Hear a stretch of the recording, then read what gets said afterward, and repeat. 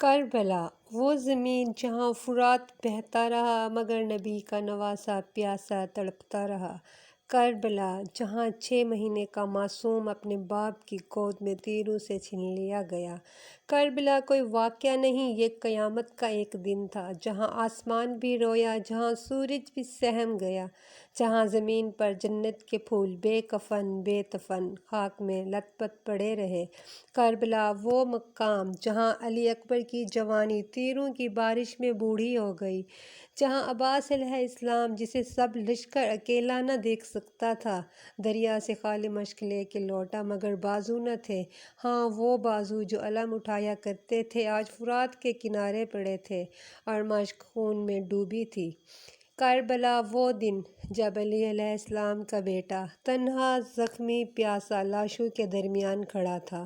اکبر کا لاشا اٹھایا، قاسم کے چیتھڑے سمیٹے، عباس علیہ السلام کے کٹے بازو گلے سے لگائے اور پھر اپنے چھوٹے علی اصغر کو دشمن کے سامنے پیش کیا۔ لو یہ ہے میرا چھوٹا مجاہد، تمہارے نزدیک اگر مجرم ہے تو ہم ہیں، اسے تو پانی دے دو۔ مگر جواب میں آیا ایک تیر، ایسا تیر جو علی اصغر کے حلق کو چیرتا ہوا بابا کے ہاتھوں کو خون آلود کر گیا۔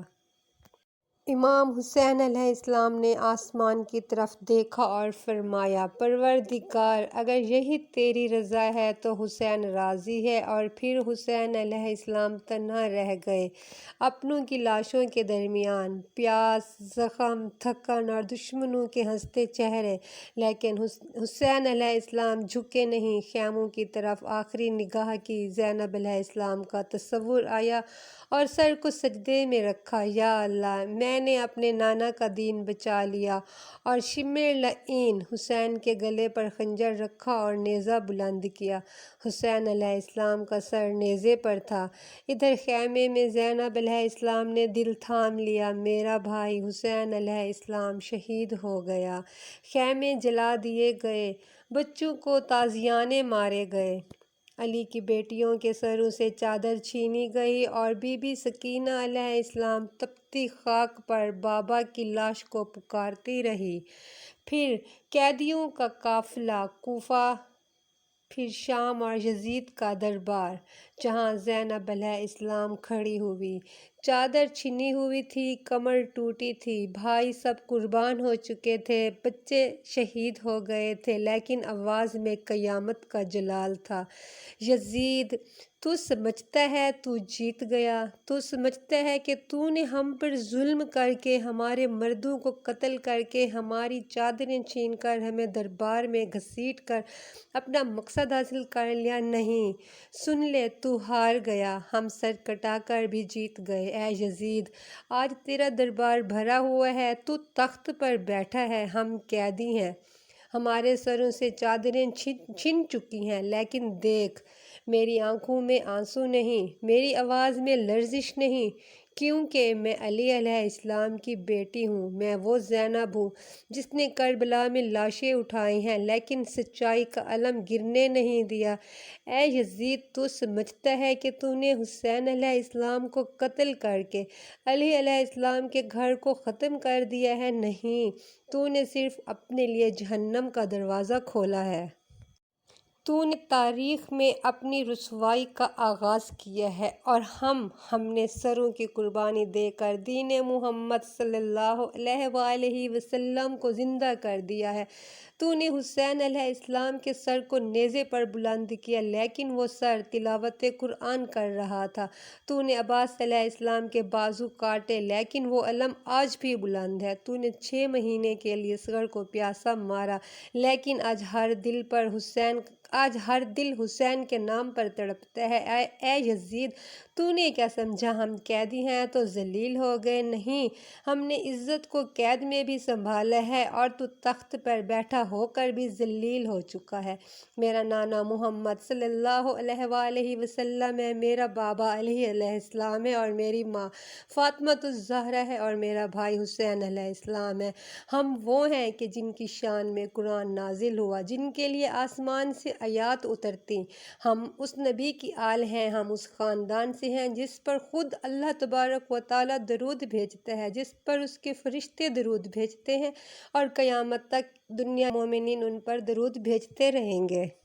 اور تو کون ہے؟ ایک ظالم، فاجر، پلید بادشاہ، جس نے نبی کی اولاد کو پیاسا شہید کیا، جس نے اہل بیت کو در بدر گھمایا۔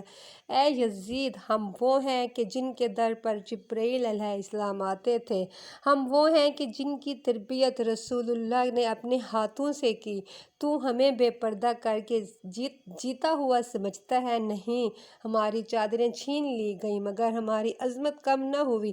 ہم ننگے پاؤں بازاروں سے گزرے لیکن ہمارے سروں کا وقار نہیں جھکا۔ ہم نے حسین علیہ السلام کو قربان کیا، اکبر کو قربان کیا، عباس کے بازو کٹوا دیا، اصغر کا گلا تیر سے چھنوا دیا، لیکن بیعت نہیں کی، باطل کے آگے نہیں جھکے۔ تجھ جیسے یزید کے سامنے سر نہیں جھکایا۔ یہ جو تو دیکھ رہا ہے نا، ہماری خاموشی، ہمارا صبر، یہ ہماری کمزوری نہیں، یہ ہمارا اسوہ ہے۔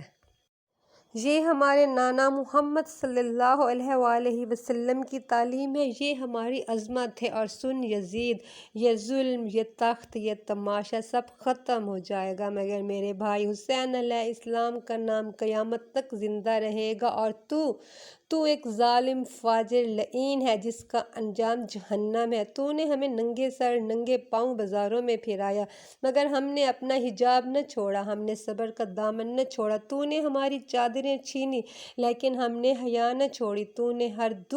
ہم نے ہر دکھ سہ لیا لیکن تو نے اپنی آخرت برباد کر لی۔ اے یزید، یہ دن گزر جائیں گے، یہ دربار بھی ختم ہو جائے گا، یہ تخت ٹوٹ جائیں گے لیکن کربلا باقی رہے گی۔ تیرے ظلم کی کہانیاں سنائی جاتی رہیں گی اور حسین علیہ السلام کا نام درود میں ہر لب پر، ہر دل میں بسایا جائے گا۔ یاد رکھ، تو نے اگرچہ ہمارے جوانوں کو شہید کر دیا لیکن ان کی قربانیاں صدا بن گئیں، حق بن گئیں، دین کا ستون بن گئیں۔ اے یزید، جو چاہے کر لے، اپنی ساری چالیں چل لے، خدا کی قسم تو نہ ہمارے ذکر کو مٹا سکتا ہے نہ ہمارے پیغام کو ختم کر سکتا ہے۔ محترم ناظرین، یہ ہے زینب علیہ السلام، جو قید ہو کر بھی قید میں نہیں، جس کا سر ننگا ہو کر بھی نہیں جھکا، کیونکہ وہ حسین علیہ السلام کی بہن ہے جو کہ کبھی خوفزدہ نہیں ہو سکتی۔ لاکھوں درود و سلام ہو آپ صلی اللہ علیہ وآلہ وسلم اور آپ صلی اللہ علیہ وآلہ وسلم کی آل پر، اہل بیت پر، اور آپ صلی اللہ علیہ وآلہ وسلم کے اصحاب پر۔